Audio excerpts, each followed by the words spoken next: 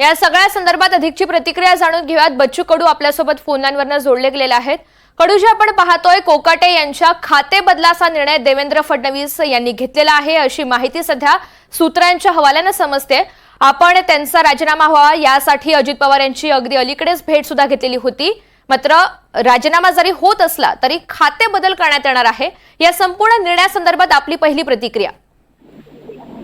कोकाटेंची दादागिरी कायम आहे सरकारमध्ये आणि पक्षामध्ये।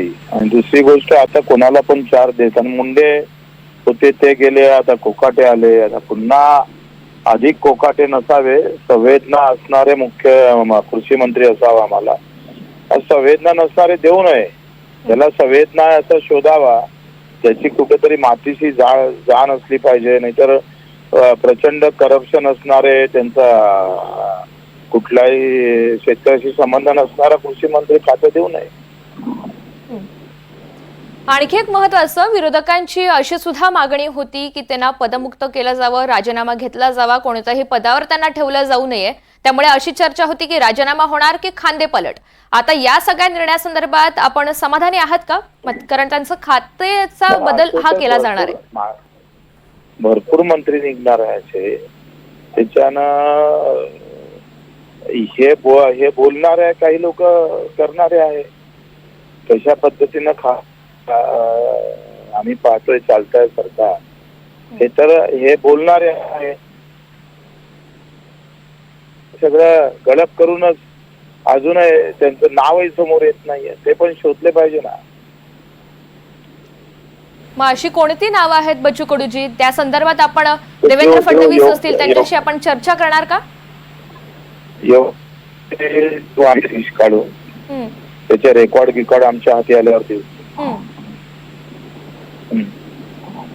पण तुर्तास हा निर्णय समाधानकारक वाटतोय का? कारण एवढा दबाव निर्माण झालेला होता सरकारवर सुद्धा, सातत्याने शेतकऱ्यांच्या विरोधात जी विधानं केली जात होती आणि एकंदरीतच रमी खेळणं असेल सभागृहात, या सगळ्यानंतर हा निर्णय होतोय।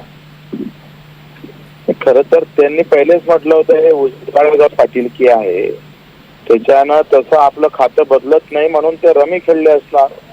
तो एक त्यांचा गेम असेल का या निमित्तानं तरी खातं पलट होईल। अखेर शेतकऱ्याचं पालक स्वीकारायला सरकार तयार आहे, म्हणजे मंत्री तयार आहे। अवस्था तर हेच आहे, कारण कृषी खातं त्यांना उजळगावची पाटीलकी वाटते। याच्याहूनच शेतकऱ्याची काय अवस्था आहे हे तुम्हाला लक्षात आलं असेल। आपण जो संशय व्यक्त करताय ते अत्यंत एक मोठं विधान आहे। आपल्याला असं का नेमकं वाटतंय की त्यांना त्या पदावर काम करायचं नव्हतं, ते खातं त्यांना सांभाळायचं नव्हतं? त्यांनीच म्हटलंय उजळगावची पाटीलकी आहे म्हणून, याच्याहून काय अर्थबोध होते तुम्हीच पहा। पण त्याच कारणामुळे कुठेतरी हा बनाव रचलेला असावा का? कदाचित त्यांचा काय हेतू असेल दुसरा। तर यापुढे त्या पदावर जी व्यक्ती येईल त्यांच्याकडनं नेमके काय अपेक्षा असतील? कारण सातत्यानं शेतकऱ्यांच्या विरोधात अशा स्वरूपाची विधानं केली जात होती आणि या पदासाठी बोला। एवढं वाईट अवस्था आहे, सगळ्यांना होल्ड लागले आहे। मुख्यमंत्र्यांना मी मेसेज केला नाही, शेती करणं कठीण झालेलं आहे। पीक विम्याचे पैसे भेटले नाही, पीक विम्याला आता 10-10, 20-20 हजार रुपये भरावं लागतं, तो शेतकरी कसा भरणार? या वर्षी येणारं पीक पाणी पाहिलं तर आजही आम्ही पाहतोय 10% हमी भावात खरेदी झाली नाही। शेतीचं जे आपण पाहतोय एकूण पीक जे काही शेतीमाल खरेदी झाला तो 10% झाला नाही। येत्या काळात हमी भाव भेटणार नाही, हमी भावापेक्षा प्रचंड कमी आम्ही पाहतोय एकंदरीत शेतीमालाचे भाव जाणार आहे। येणारा काळ अतिशय घातक राहणार आहे। जगामध्ये तुरीचे भाव, सोयाबीनचे भाव, कापसाचे भाव पडलेले आहेत आणि मोठं आव्हान आता शेतकऱ्यांचं आहे। अशा वेळेस संवेदना असणारा कृषी मंत्री पाहिजे, किमान सरकारपर्यंत त्यांना ठामपणे मांडलं पाहिजे। कारण कृषी मंत्री म्हणजे त्या शेतकऱ्याचं पालकत्व स्वीकारलंय, तो पुऱ्या राज्याच्या शेतकऱ्याचं पालकत्व स्वीकारून तो त्या संवेदना कायम ठेवून तो लढला पाहिजे का नाही? आता हेच जर पत्ते खेळत असेल तर काय शेतकऱ्यांना काय अपेक्षा करायचं यांच्याकडे? अगदी।